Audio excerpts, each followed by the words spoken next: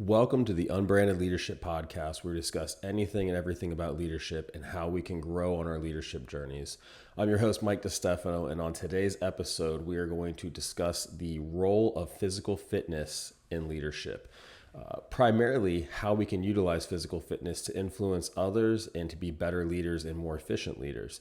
Today's guest is Lieutenant Mark Sutton with Brevard County Fire Rescue, who is a training lieutenant and currently runs the new hire program for the department there. So a lot of great topics. Can't wait for you guys to hear them. Enjoy. Mike DeStefano here with the Unbranded Leadership Podcast. I wanted to take a second to thank our sponsor, Recruit Strength, out of Melbourne, Florida. Recruit Strength is a strength training gym that offers 24-hour access to its members, as well as online and in-person strength and conditioning coaching. For more information or to contact them and get set up, visit recruitstrength.com. All right, so Lieutenant Mark Sutton, go ahead and give us a quick bio about yourself. All right, so I got into kind of the fire realm after the fact. I actually went to college, got my bachelor's of science in exercise science in nutrition and dietetics. I took a desk job in a lab at BSN. It was like a nutritional supplement company that made NO Explode. Yeah, I know Um, BSN. yeah, right. But I absolutely hated it. I was there for like 6 months. Um, Throughout that 6 months, I was like, this isn't right. It was down in Boca, so it was all money driven and stuff like that.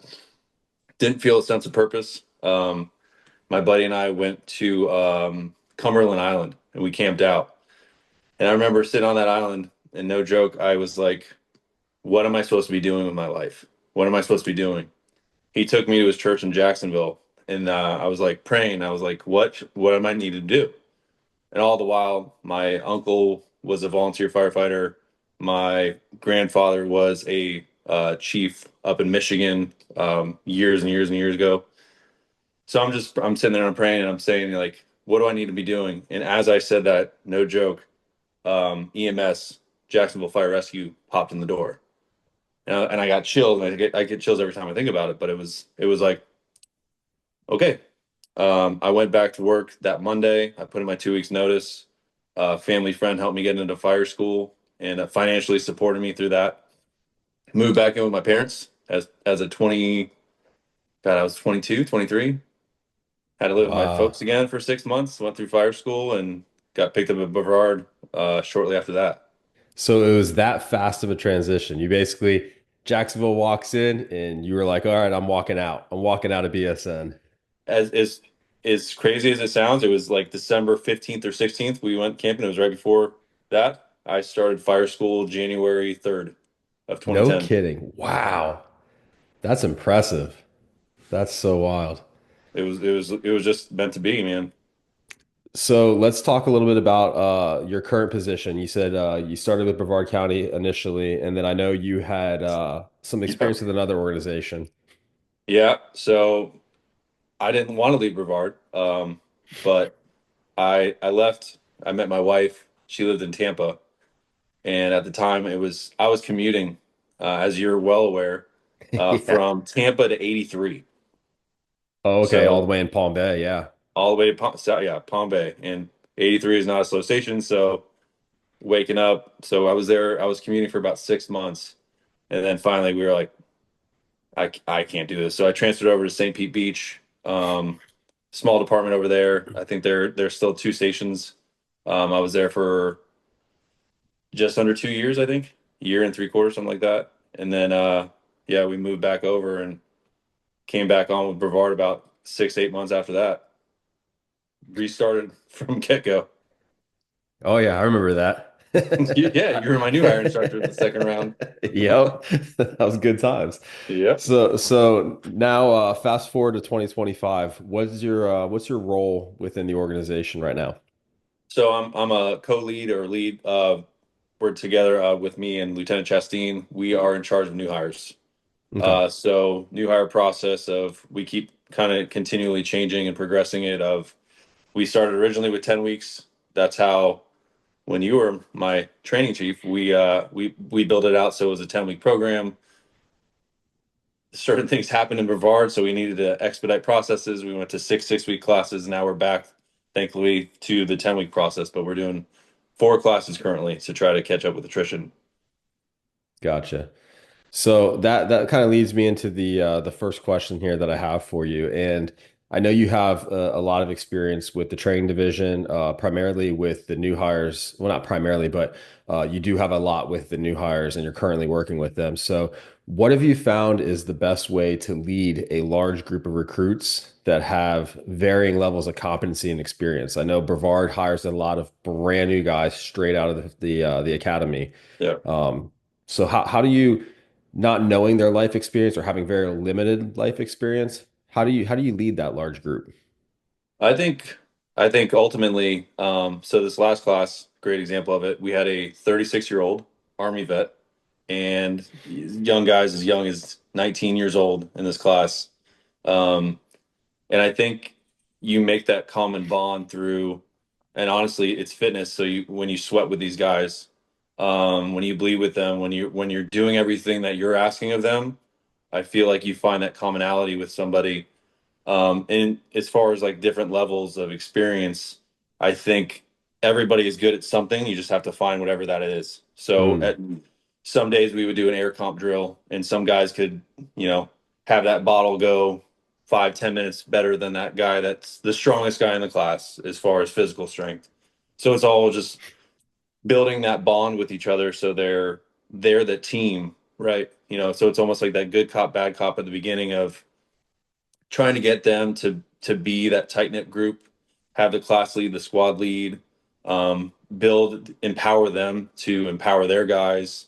But really, I think it's truly like somebody is always good at something. You just have to find what that is, and I think I finally kind of see differences with the new generation of maybe not I want to say a softer approach, but I'll say you have to come at them a little bit differently than 15, 20 years ago when it was more of like that hard grit, get in or get out kind of a mentality. So it's been difficult.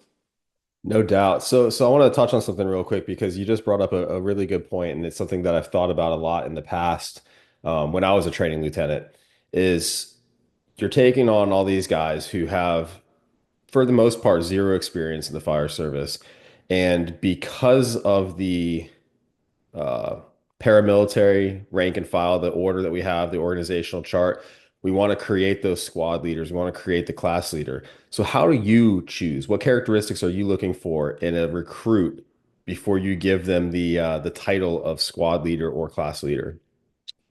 So it's a kind of a cheat code that's worked out well for us. But as far as picking a class lead or the squad leads at first, if there's any prior military, for Hmm. example, we'll usually go with that guy that's had that life experience of at least the 4 years in the Army, the Marines, whatever have you, because they've already been through the hard, the grit. They've been through the team building process. They know kind of what it takes for a 10 week program to be successful and to set the expectations and the standards for the rest of the guys. Because we all know sometimes when you're doing some training or you do like it sucks. It sucks for that moment, but it's gonna be over, and you'll be better for it. I like that. So basically relying on, you may not know what their past experience is, but if they have military experience, you know that there's at least a baseline, which is actually exactly what you guys are doing as well. You're creating that baseline so that when that guy goes to Station 83 in Palm Bay or 41, which is the best station in Brevard, 41 in Merritt Island, we know that they have a base level of training that they're going to be able to meet the standard that's there. You guys set the bar, and that's so important. And that's one of the big reasons why I really wanted to have you on today is talk about this is about that aspect of setting the bar, setting the standard. So going back to your bio, you talked about your degree in exercise science, was it? Yeah, nutrition, Tell- dietetics. Okay, tell me about that. What's your background completely as far as fitness goes? So started out meathead days. Little 160-pound kid coming out of high school, starting into college, found weights. started basically just kind of bodybuilding, powerlifting, and whatever you want to call it, as far as that goes in college. Um, I remember coming home from my first semester, and I put on like 20, 25 pounds, and I came home and they were like, what's going on?" Who is this Um, guy?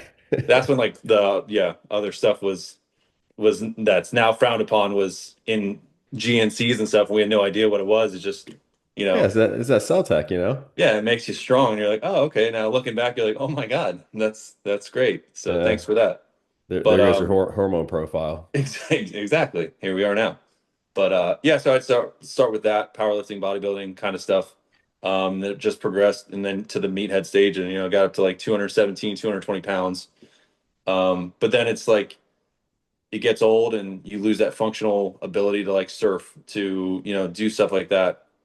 And I turned 40 in July, so I feel like in the past 5 to 8 years I found more of like functional kind of lifting, CrossFit almost esque in my garage with my wife, and I like to lift like that.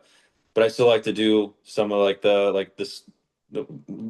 some of the training lieutenants and I today did like a bodybuilding workout that Lieutenant Holmes, he loves wrestling, and it was a wrestling guys workout that we did, and it was legit, it was good, but it was like a just a straight chest and tries kind of a workout. Oh, you guys So didn't I do any think Bremby rolls for the neck or anything like that? yeah. But then I've done kind of like ultra style running, like Hmm. 20 plus mile running. Just I feel like that mental kind of I wouldn't say burden. It's kind of like that mental exercise of it just sucks, and you got to push through the suck sometimes. It's And perseverance. it is.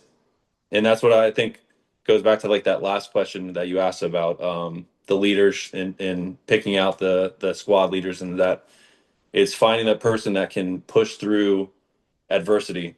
And you can see that sometimes as you've over the years when you are with the new hires and you're in training for so long, or you're as you get older, now I'm like an older guy, and you can kind of see that.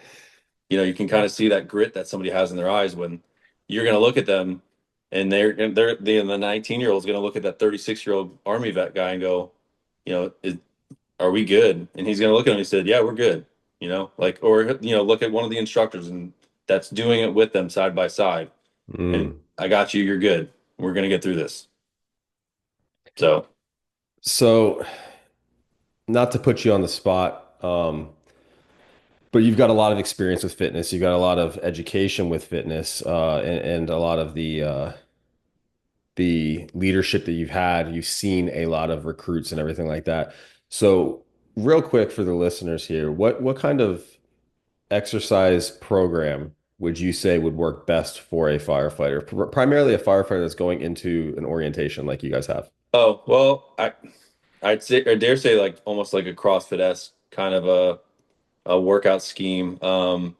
We follow a couple guys on Instagram. I can't really, I won't drop the names and stuff, but there's different workouts that it doesn't have to necessarily be a CrossFit gym, but doing the functional movements, the full range of motion stuff.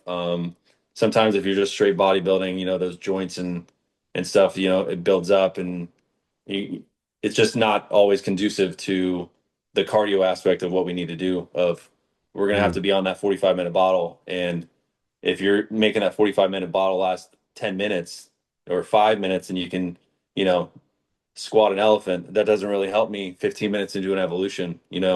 Hey, I can make my bottle last longer than that, okay? Sure.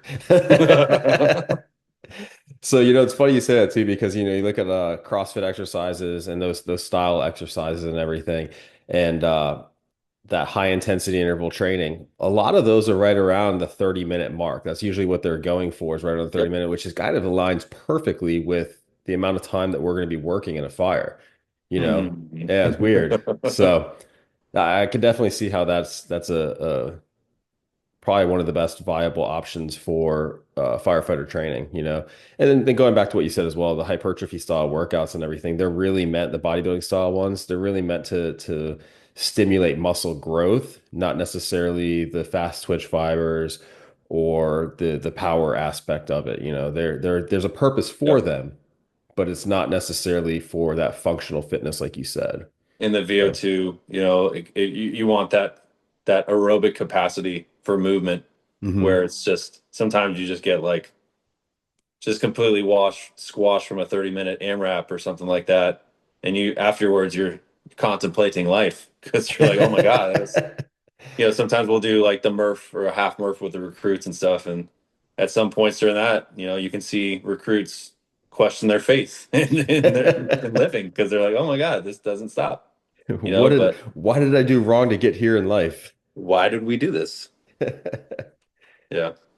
So going back to the aspect of new hires and the recruits that you just brought up here is, um, so as a new hire instructor, how important is fitness within your curriculum and your training, your syllabus basically for the new hires and the orientation? I mean, I would put it up there in the top one, two. Honestly, I think it's paramount because I think everything falls in line from that. Um, if you're a person that doesn't appreciate fitness and you're in this field, I question. I mean, I really I do. I question kind of the longevity of what your career is going to be, or because what do we blow out? The easiest way for us to get out of our career Oh, is it's our always back. back, always It's back. always our back, or it's going to be your cardiovascular related diseases. Um, and I think fitness kind of leads into that because it's all aspects, right? So it's the diet, it's the lifestyle, it all falls into one kind of a genre of just your life. How do you live? So I think if like for us, for example, for our fitness, we do it first thing in the morning. All the recruits come 6:30. We get there and we start it by 0700 every morning. Flag goes up, and then we usually have certain days where we'll do a run, like a long run, just to get that VO2 kind of up and get that endurance kind of going. We'll do an air comp drill once a week or every couple weeks just to get you more comfortable in your gear, but also it's benefiting us because we're doing functional movements as well Mm. for our job of chopping or dragging hose, all in gear. So you're getting that also that subliminal kind of like, well, we're working and I'm also on air, so you're getting more comfortable because sometimes you have those kids that are a little afraid of their mask at first. So if they're doing something physical, they're not thinking about how uncomfortable they are with their Good. mask on. It gets comfortable. They get acclimated to their gear. That's 100%. phenomenal. I like Yep. that. And then sometimes like the past class we were doing a couple like bodybuilding kind of workouts too, just to kind of like give us a break too sometimes after 40 weeks of new hires. So I didn't realize you guys needed breaks. That doesn't, yeah. why? Weird. Yeah. So, is there a reason specifically that you guys choose to do the PT first thing in the morning? I think it sets a tone. I truly do. I think it sets a tone for the day. I always liked to, if you get that workout in, it's not only like you check that box, but you get the endorphins from that workout, right? And then you already feel a self of accomplishment. Like I've already done something for myself. I've done something for my family, to try to longevity, right? I'm 40 years old. I have a 3-year-old, almost 7-year-old, and an almost 9-year-old. I want to be there for my daughter and walk her down the aisle. I want to be there for my son, God for willing, when he graduates from college or whatever he wants to do, if he wants to Mhm. be blue collar. But yeah, I think that starting the day off on the right foot, is key for everything because not only you're riding the endorphins, like I said, but you're setting yourself up for the rest of the day of, well, I know I did that. If that was the hardest thing I had to do today, then I'm all downhill from there. Hmm. So Who was the guy who wrote the book make the about making your bed? Was that McCraven? yeah, Admiral McCraven. Yeah. Yeah, yeah. Make your bed first thing in the morning so you've accomplished something. By the end of the day, you already know that you've accomplished something from the very start. Yep. I like that. That's a good reason for it, setting the tone. When I was doing the training lieutenant aspect, one of the big reasons why we started in the morning was basically the heat, was not doing Yeah. it after they were exhausted so that we didn't, put people in rhabdo. But I'm glad to see that the mentality and the reason why you're doing it now, 10 years later, in the same type of program, has basis to it. It has a reason behind it. And it's not just that answer of, well, that's how we've always done it. You know what I mean? Yep. That's phenomenal. I really, really like that because that's one thing that too, we look at the stations. Most of the time when we're at the stations, what do we do first thing in the morning? We go and check our trucks out. Then we have a cup of coffee, hang out with the guys, chat a little bit, and then usually the next thing that we do is PT, Yeah. just because you want to knock it out early. So I like that. It sets the pace and it sets the habit for when they actually get out into the field. And then too, like when we're doing those AMRAPs and stuff like that, everybody finishes together. That's how I always like things. If there's Mm. always those kids that lag behind, but it's that mentality of we're a team, right? And to build that team mentality is that last guy, that last round, wherever he's at, we're starting there, and we're gonna finish with him on his pace, every rep, you know. So my only pet peeve is when people cheat. No, I don't like you're only cheating yourself, you're cheating yourself. So Well, that goes back to, if you can trust someone with a little, you can trust them with a lot. But if you can't trust them with a little, I can't trust you at all. I So, agree. and if you're cheating on something as simple as PT, what are you going to do when the actual, rubber hits the road and we're actually on a call, when we're actually in someone's house? You have to have that trustworthiness that I know this Integrity. person's going to be able to back me up. Agreed.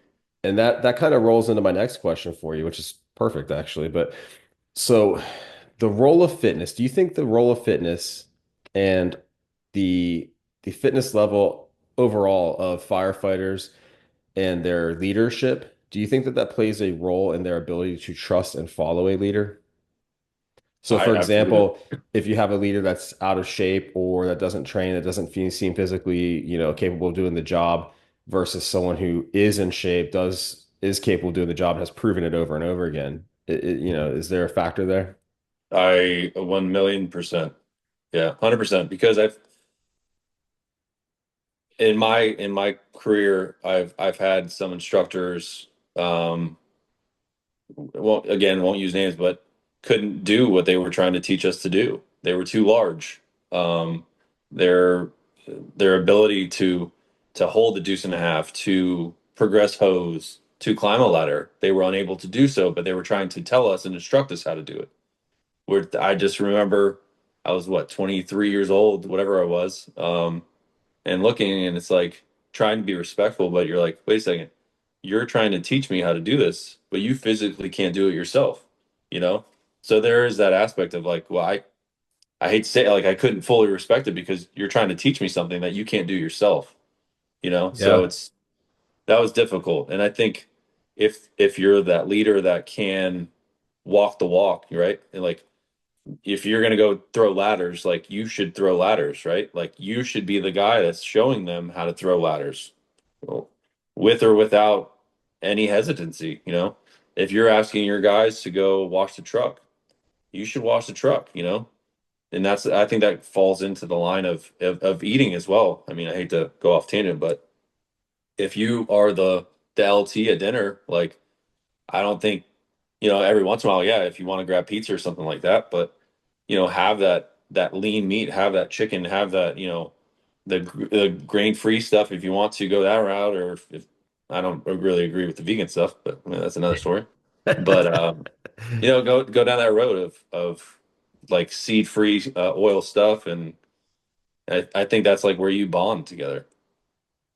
Yeah, I think you made a great point there too about setting the example. Don't just, be the person that points out what to do. Be the person who actually does it, sets the example, and others follow them, not because they were told to do something, but rather because they saw their leader doing it and said, I want to follow that guy. I want to be like that guy. So I'm going to do what they're doing. Yeah. That's huge right there. So I know when I first promoted to lieutenant, I think it was 2013. Um, I personally felt the same way you do. I felt like if I was in shape and if I was setting that example, I found it was way easier to lead people than if I wasn't that person that was in shape. And I hate to say it, and it's almost superficial to even say it, but if you look the part, you're more accepted in the part. If you look the role, you're more accepted in the role. So if I get on scene and, I am a fit looking officer, I sound good on the radio, people are naturally going to fall in line and listen to what I say and do what I tell them to do without questioning it versus someone who looks like a slob, who sounds rough on the radio. They may be the best officer on the planet, have the most solid strategies and tactics, but nobody wants to follow them because of the demeanor and how they look, you know? And there's I think there's a big aspect to that. We're not. I'm not dropping names, right? I can't drop names. No, don't drop any names today. Okay, so there is a certain lieutenant in our department. Unless it's good names. If you're It talking about is. somebody It's a good, then have at it. okay, Lieutenant Harris, Absolutely. truck 24. He is, God, what is he now? 50, mid 50s.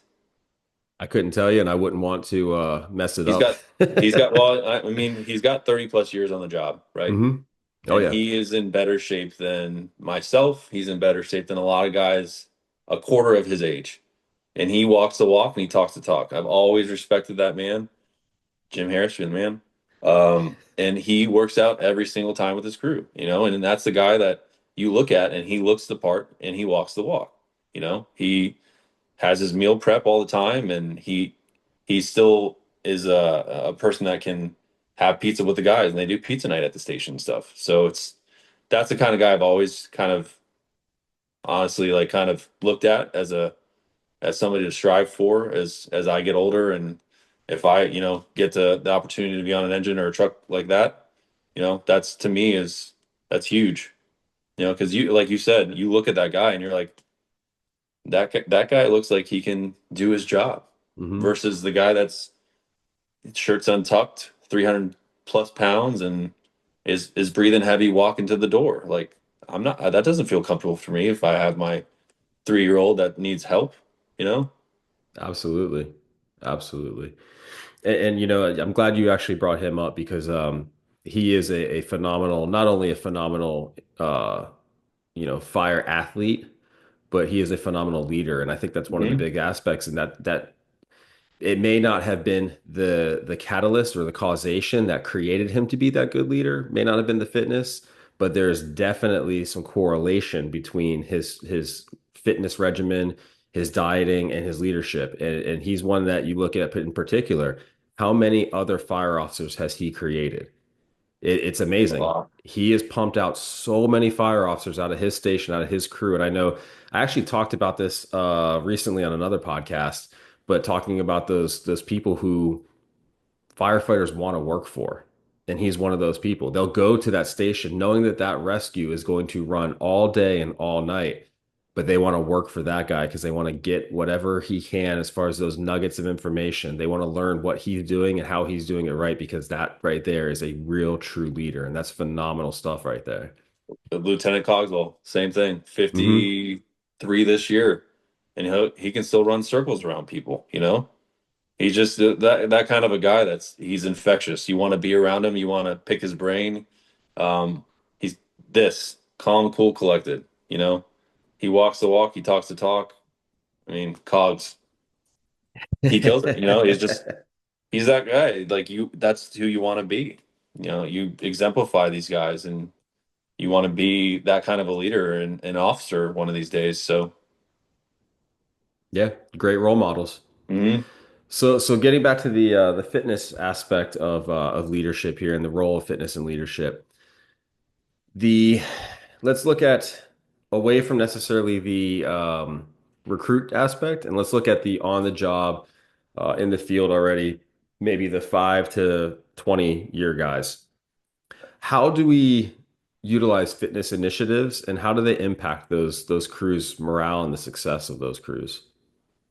um, that's actually kind of more difficult, honestly. I've been working on that for with a couple other guys for years, trying to get some implementation of some kind of a gym like other counties have.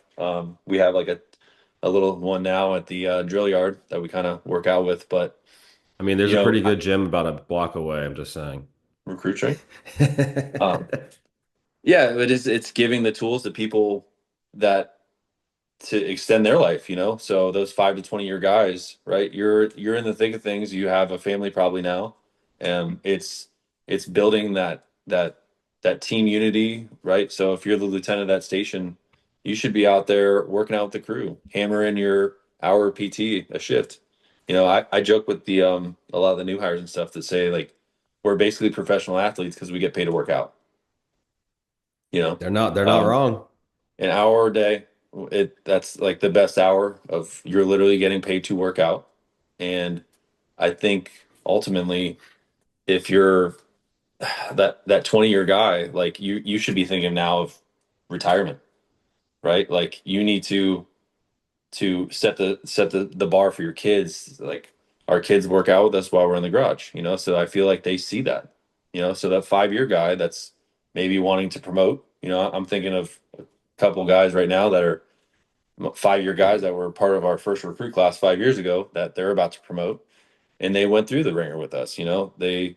They did those nasty workouts, and they sweat it, and they bled, and it makes you that stronger. And I think it goes back to what we kind of talked about. I think ultimately it's the sacrifice, right? So you're sacrificing rest, you're sacrificing sleep, sometimes you're sacrificing all these things for the betterment of yourself or the betterment of your crew, especially if you're on a 48 and you got your butt kicked the night before, Mm, right? I think it's still important to get that blood flowing, and you'll feel better afterwards. It always sucks. I always say the worst part about a workout is taking that first step, doing yeah. that first rep. And once you do it, gets a little bit easier, gets a little bit easier. You know, it takes what, 21 days to break a habit. That's what Um, that's what they say. and I think it's longer than that, but I think ultimately, like if you start to build those good steps, those the good habits, that it's infectious. If someone sees someone working, 9 times out of 10, they're going to start working too. So I Yeah. digress. No, that's yeah, I agree 100%. So how can a leader then introduce that fitness as a priority to their crews? So you get a leader who already is, you get, but we'll go back to your example, Jim. Jim goes to a crew, a new crew, and they don't train together, or at least do fitness training together or anything like that. And they don't do anything fitness wise. How do you set that as a priority with that crew? So I'll ding Mike Cogswell again. Not ding. We ran. Him and I started jogging before shift. We get there at 5:30 every shift, right before shift, and we'd run 3, 4 miles, right? And then it was infectious. So another Mm, guy started running with us, you know, and then another guy on our crew was going to start to run with us. So I think it's like he set that standard. So I think it's that older guy, and it doesn't have to necessarily be the lieutenant, but it can be anybody, right? It goes back to if someone sees somebody working, we're all kind of like that alpha mentality. Like if someone's a little bit better than me or a little bit stronger or something like that, you're like, all right, like, I'm going to do wait a that too. minute. Yeah. So, and I think that's huge. I think you need to set time apart of like, hey guys, like set expectations for the crew and say from this time, like, hey, is everybody cool with like we can do a workout?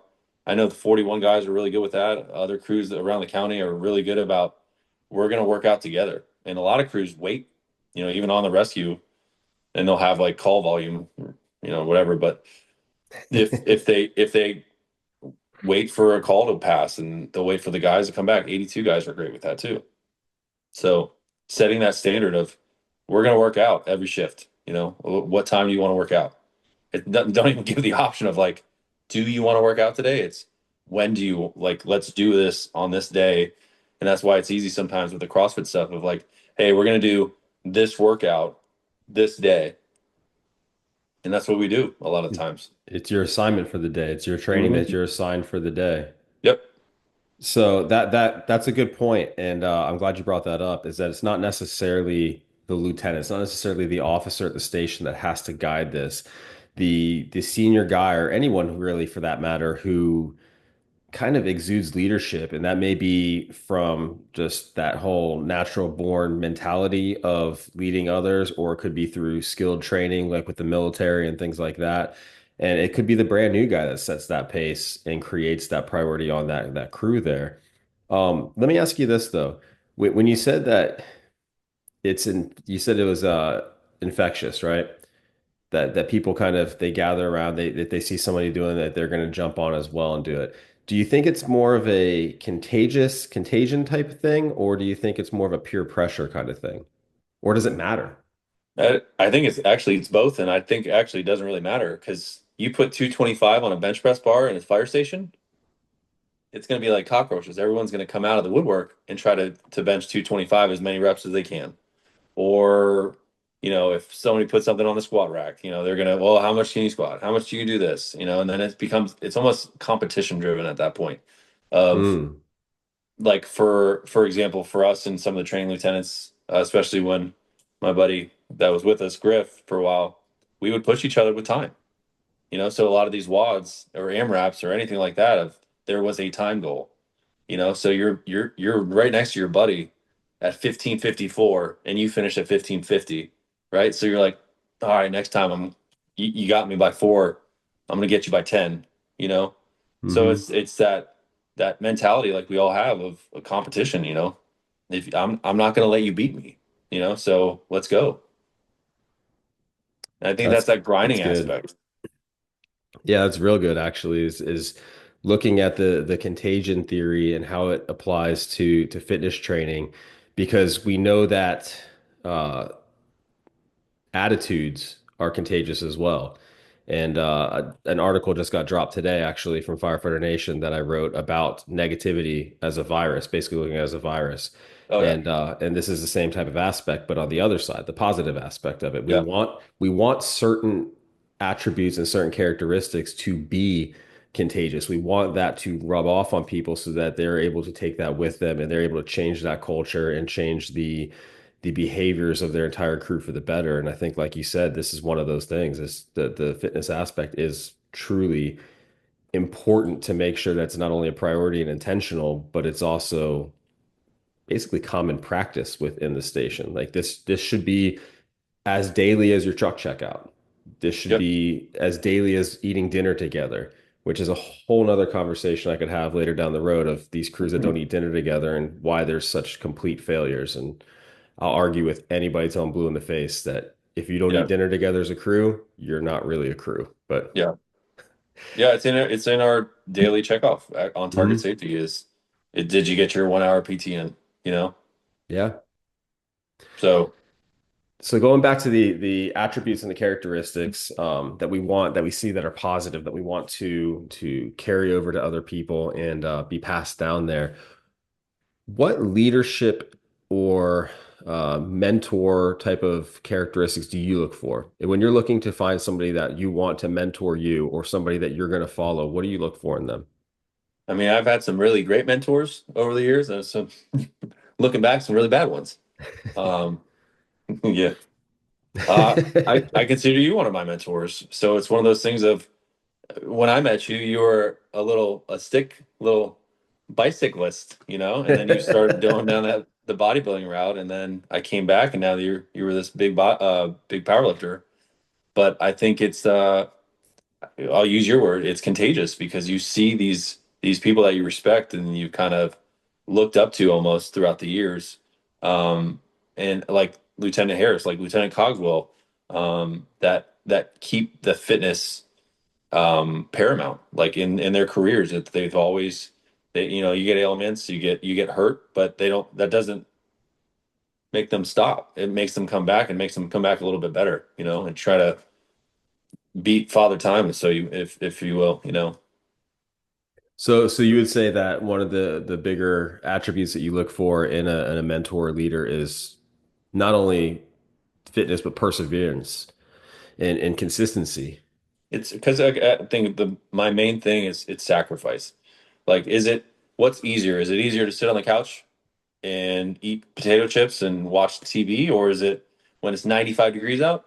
Or do you go outside in the gym in the garage and you sweat and you do a 30-minute workout? I mean, to me, that's like it sounds like it's awful sometimes. It is awful sometimes to work out. Like if you're not feeling it, if you're not in the mood or anything like that, like I said before, that first rep, that first step, if you're going to go on a jog, sometimes it sucks, but it's the sacrifice of knowing, okay, yeah, I can down that whole bag of potato chips because I love potato chips. but A, it's going to make me feel worse, right? And then I'm going to have to dig myself back out of that hole. And Hmm. I feel like other people, my kids rely on me. My wife, looks to me not to be a slob. My guys, I feel like, so if my mentor is a guy that's not pushing the limits at 52, 53 years old, like Cogs, you know, that to me, that's the guy I want to emulate. Lieutenant Harris, that's the guy I want to emulate when I'm in my 50s, pushing, later years of that guy still goes hard. So does Cogs. They all go hard and they garner respect, they So, walk the walk and they don't have to say anything. so let me ask you a question then, because you brought this word up multiple times during this podcast, and I want to kind of get your thoughts on it. You brought up the word sacrifice, Hmm. that they sacrifice, and we look at sacrifice and what we do as a leader, and I think that kind of aligns directly with servant leadership. Is you're sacrificing, you're serving those that are beneath you. You're sacrificing yourself to make sure that they have better, that they have what they need to do the job. We look at it from a parent aspect. We all want our kids to Yeah. be able to grow up and be better than we were, right?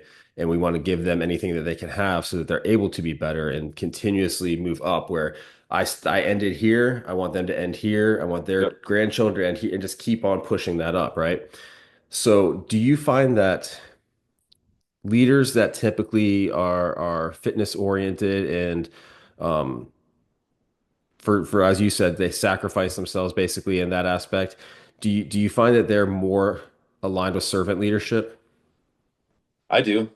Speaking for my dad, just watching him, he jogged growing up. He was always jogging, played racquetball. He's 75 this year. And I mean, granted, he just got hit by a truck, but he's back on his bike.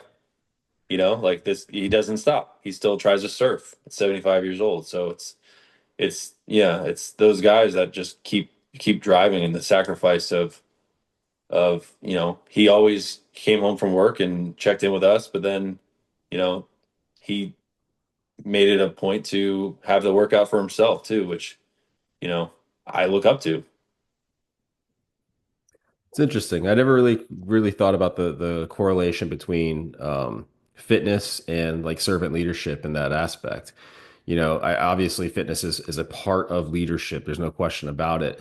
But just talking to you and having you bring that up, I think there might be a correlation between those that are dedicated to fitness, dedicated to being healthy and to actively taking a role in their fitness level, whether it be nutrition or exercise or anything or a combination of that, and their ability to be a servant leader. And that's not to say that everyone that's extremely fit is a servant leader, because we see over and over again professional athletes who are completely opposite of a servant leader. They are serving nobody but themselves.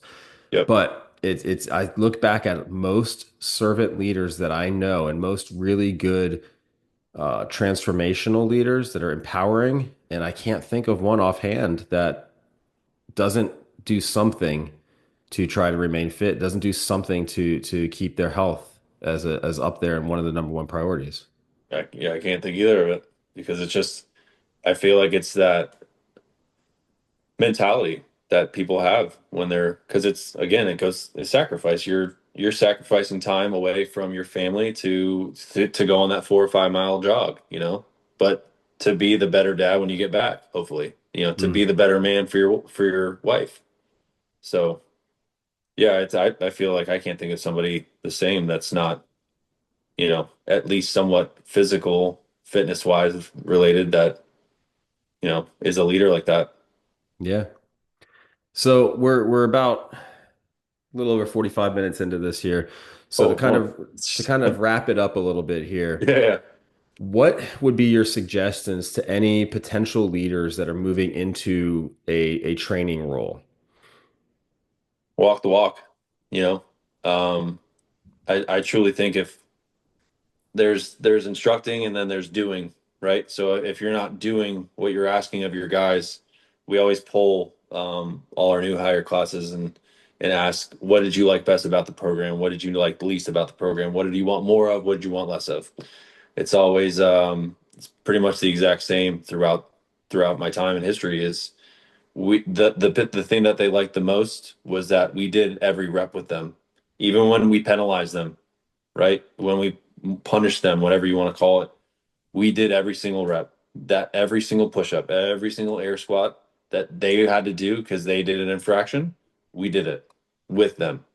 Um, and I pride myself with that. I feel like all of us that's ever been a part of the new hires is we've always done the work that we're asking, right? Because I think it got drilled in my head early on of I don't want to be that instructor that is trying to instruct something that can't do it themselves. That's, hey, throw this ladder. Well, can you show me? Well, I can't really show you, but I can tell you how to do it. So that's Yeah. that's I think that's my number one thing is every recruit's always said for the most part of that's what we respected, that you didn't ask anything of us of that you wouldn't do yourself. Love it. Absolutely love it. Well, Lieutenant Mark Sutton, I appreciate you for being on the podcast today and talking about this. I think you dropped a lot of really, really good nuggets of wisdom and some really good pointers as well.